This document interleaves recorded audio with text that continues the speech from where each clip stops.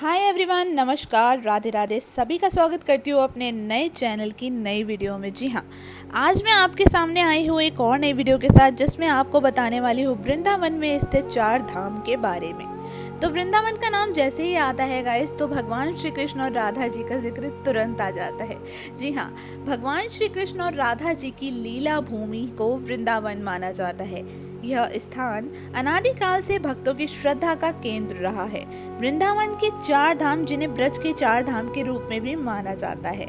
जी हाँ, ये चार धाम जैसे चार स्थानों में स्थित है, यानी उत्तर में बद्रीनाथ, दक्षिण में रामेश्वर, पूर्व में पुरी और पश्चिम में द्वारकापुरी। सतयुग के धाम, त्रेता युग के धाम, द्वापर युग के धाम और कलयुग के धाम। जी हाँ, ये तो हमारे चार में से धाम रहे। लेकिन यहाँ पर मैं आपको बताऊंगी, ऐसा माना जाता है कि श्री कृष्ण ने अपने बचपन का कुछ हिस्सा वृंदावन में बिताया था। वृंदावन के अलावा बात करें तो गोवर्धन, गोकुल, नंदगांव, बरसाना, मथुरा और भांडीरवन में भी अपना पूरा का पूरा जीवन काल व्यतीत किया था। जी हाँ, अब मैं आपको बताने जा रही हूँ इस चार धाम के बारे में, जो कि आपके सामने आपको दिख रहा है। ये वृंदावन में स्थित है। इस्कॉन टेम्पल के थोड़ी सी दूरी पे आप मैप पे लोकेशन डालेंगे, आपको मिल जाएगी। यहाँ पे बहुत सारे सेल्फी पॉइंट्स मिलेंगे आपको। मुख्य तौर पे चार धाम मिलते हैं, जिसमें पहला धाम है आपका शिव धाम, दूसरा है आपका शनि धाम, तीसरा है आपका राधे राधे यानी कृष्ण और राधा जी का धाम, और ज़्यादा महत्वपूर्ण, बहुत इंपॉर्टेंट है, शेरावाली मैया यानी दुर्गा मैया का धाम। जी हाँ, ये चार धाम की यात्रा आपको मिल जाएगी। यदि आप वैष्णो दरबार नहीं जा पा रहे हैं तो आपको पूरा एकदम फील होने वाला है कि आप वैष्णो दरबार में हैं। अगर आप वैष्णो दरबार के अलावा शनि शिंगलापुर के दर्शन करना चाहते हैं तो कीजिए और बोलिए शनिदेव महाराज की जय। ये देखिए शेरावाली मैया की बहुत ही प्यारी प्रतिमा, जिसपे हमारा तो मन बस एक ही कह रहा था कि जयकारा शेरावाली दा बोल सच्चे दरबार की जय। जी हाँ, यहाँ पे जो माता रानी का दरबार, ये स्थान भ्रमण करने के लिए बहुत ही प्यारा है और बच्चों के लिए बहुत ही महत्वपूर्ण स्थान है। आजकल के माता पिता अपने बच्चों को पार्क ले जाते हैं, डिफरेंट जगहों पर खिलाने पिलाने के लिए ले जाते हैं। तो मेरा मानना ये है कि अगर हम थोड़े से संस्कार ऐसी जगहों पर जाकर अपने बच्चों को दे सकते हैं तो व्हाई नॉट। यहाँ पर मैं आपको दर्शन करा रही हूँ बाहर से, आप धाम देख लीजिए। मैंने आपको जैसे कि चार धाम बताइए, शिव जी का धाम है जहाँ पे शिव जी की इतनी बड़ी प्रतिमा थी, इतनी बड़ी प्रतिमा थी कि आप देख करके मंत्रमुग्ध हो जाएंगे। कुछ समय के लिए, कुछ क्षण के लिए मैं अपनी नज़रें बिल्कुल नहीं हटा पाई, और ये मैं बिल्कुल भी वीडियो में झूठ नहीं बोल रही हूँ। सामने आपको बंसरी पकड़े हुए जैसे आप मेरू वृंदावन में एंटर करते हैं, इतने प्यारे प्यारे यार सेल्फी पॉइंट्स थे ना कि मज़ा आ गया। और सेल्फी पॉइंट्स छोड़िए, जो मंदिरों में सुकून था। पहली बात, एक छत के नीचे चार धाम के दर्शन होना बहुत बड़ी बात है। ये देखिए यमुना नदी जैसे दिखाया गया है, गंगा जी को दिखाया गया है बहते हुए, बहुत ही प्यारी स्टेट से पानी बह रहा था। आप देखिए यहाँ पे क्लोजअप भी देखिए, पानी यहाँ से निकल रहा और पानी बहुत ठंडा था लिटरली। आप ना दोपहर के टाइम यहाँ पर जाते हैं तो बहुत ज़्यादा आपको मतलब थोड़ी प्रॉब्लम ये हो सकती है कि आपके पैर जल सकते हैं, क्योंकि बहुत ज़्यादा गर्मी थी और बर्दाश्त से बाहर हो रही थी। हम जो यहाँ पे विज़िट किए थे वो मई मंथ में किए थे, 29 मई 2025 को। एंड अगर ये देखिए कैमरा बाकायदा हिल रहा है क्योंकि मैं भाग रही थी फ़ोन पकड़ के। और भला हो उन लोगों का जो सभी संगतगण के लिए यहाँ पर भंडारा भी चल रहा था। इस तरीके की कालीन बिछा रखी थी दरिया, और उस पर बाकायदा पानी बार बार डाला जा रहा था, जिससे कि किसी को भी परेशानी का सामना ना करना पड़े। और पैरों में पानी की व्यवस्था बार बार जगह जगह पर पानी का, पीने का पानी की व्यवस्था भी थी और दोनों तरीके की पानी की व्यवस्था थी। यहाँ पर जैसे कि आपको दिख रहा है ये शनि धाम है। मैं आपको पीछे शिव धाम दिखा चुकी हूँ, कृष्ण धाम दिखा चुकी हूँ, लेकिन अंदर से एक्सप्लोर बिल्कुल मैं आपको करके दिखाऊंगी। उससे पहले देखिए आप माता रानी की गुफा के दर्शन। जी हाँ, यहाँ पर मैं आपको दिखा रही हूँ किस तरीके से माता रानी की गुफा के अंदर, यार मतलब इतनी कड़ती हुई धूप में अगर आपको ठंड का एहसास लेना है, क्योंकि गुफा में था पानी और बहुत ही ज़्यादा सुकून। यहाँ कात्यायनी मैया के दर्शन हमें हो गए थे।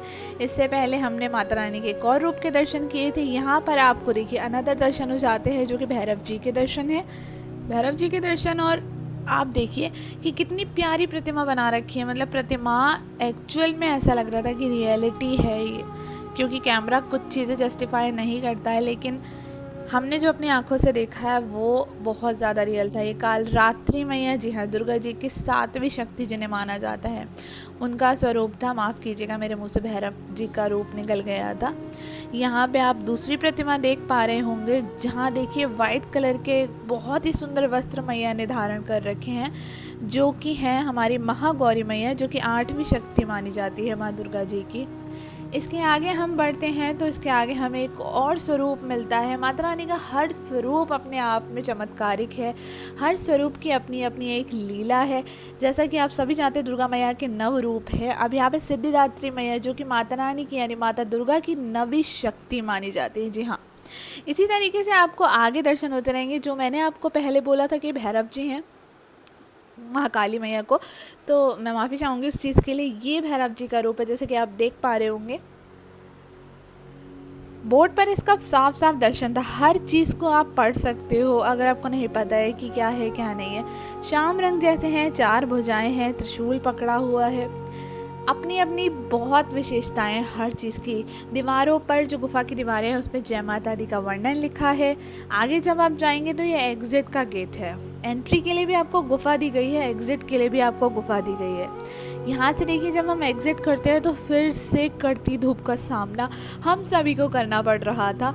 और फिर मैंने जो स्टार्टिंग की गुफा थी उसमें एंट्री करी थी। बहुत ही प्यारी गुफा, देखिए आप नीचे जब हमने पैर रखा ना तो मन कर रहा था कि गुफा के अंदर ही बैठ जाऊं। यहाँ पे हमारे गजानन गणपति महाराज जी के दर्शन होंगे, बोले गणपति बाप्पा मोरिया। यहाँ पे दुर्गा मैया के स्वयं दर्शन हो जाते हैं जिनकी ये गुफा है। उसके आगे हम बढ़ते हैं, फिर मैया के नव रूपों के दर्शन होते हैं, क्योंकि नव रूपों में से कुछ 4-5 रूप एग्जिट में थे और 4-5 रूप जो थे वो एंट्री में थे। यहाँ पर मैं आपको जल्दी जल्दी दर्शन करा रही हूँ। मैया के सारे रूपों के आप दर्शन कर लीजिए और अंदर ही अंदर मन ही मन दर्शन करके आप भी प्रार्थना कीजिए कि आपको भी इस प्लेस पे जाने का सौभाग्य प्राप्त हो। ये प्लेस वृंदावन में 3 महीने पहले ही ओपन हुआ है। अभी इसकी कोई एंट्री टिकट नहीं है, फ्री ऑफ कॉस्ट आपको जाने दिया जाएगा। वहाँ पर कोई पैसा आपसे नहीं लिया जाएगा, लेकिन हाँ आने वाले समय में इसका टिकट ज़रूर लगेगा। ये आउटर दर्शन है। जब हम गुफा से बाहर आते हैं यहाँ माता रानी की जो प्रतिमा है, बस मैं आपको एक्सप्लेन नहीं कर सकती। जो प्रतिमा की खूबसूरती, जो प्रतिमा की हाइट, जो प्रतिमा की वाइब थी, यहाँ पर सब लोग फ़ोटोज़ वीडियोज़ कर रहे थे और बहुत लोग बस आस्था में लीन थे और बहुत ज़्यादा रैंडम था यहाँ पर जाना।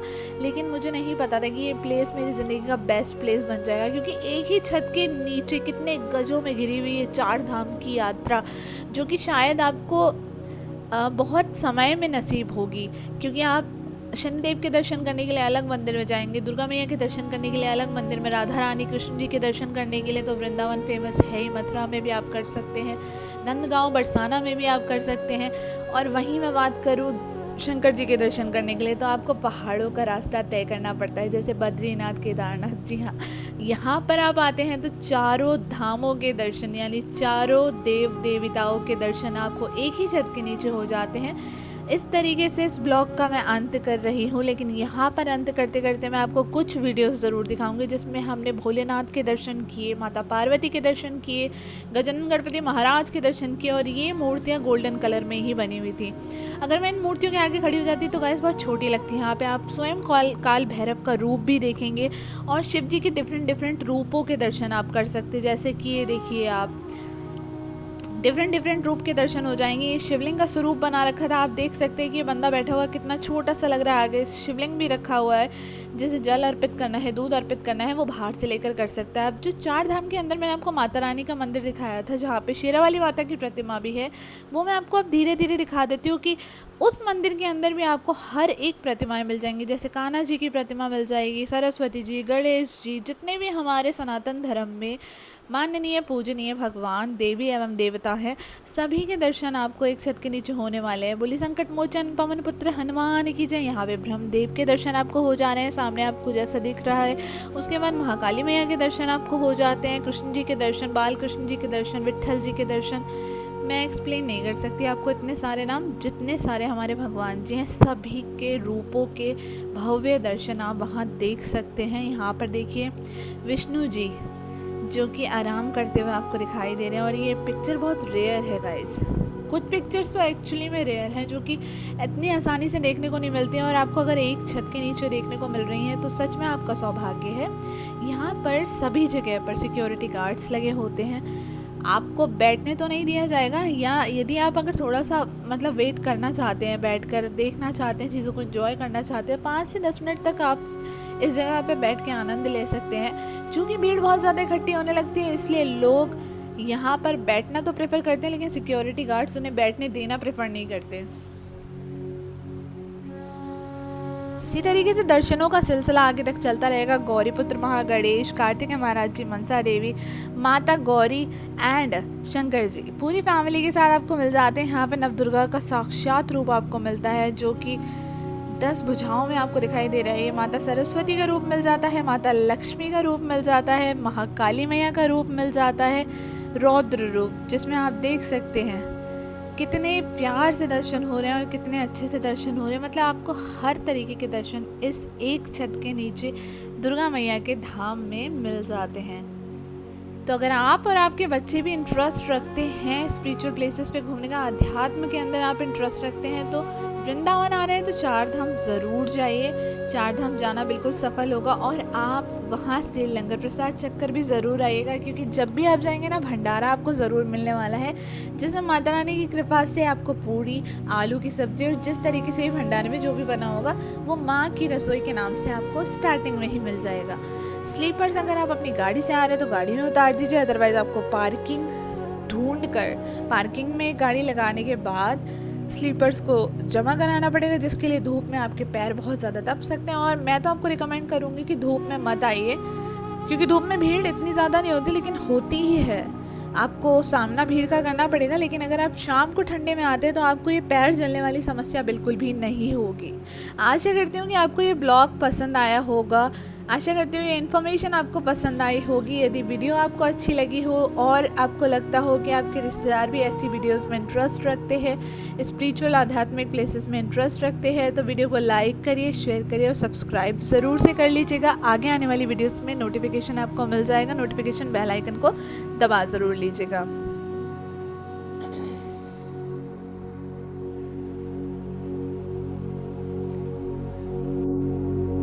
आप सभी का धन्यवाद वीडियो देखने के लिए। अगर आपको वीडियो पसंद आती है तो आपको करना तो शेयर है ही वीडियो को, और अगर आप शेयर नहीं भी करना चाहते हैं तो वीडियो देख करके वीडियो का आनंद लीजिए। आशा करते हैं इस वीडियो के माध्यम से आप भी जल्द से जल्द इस प्लेस पर पहुंचे और दर्शन करें। राधे राधे सभी को। आशा करते हैं आप सभी लोग अपने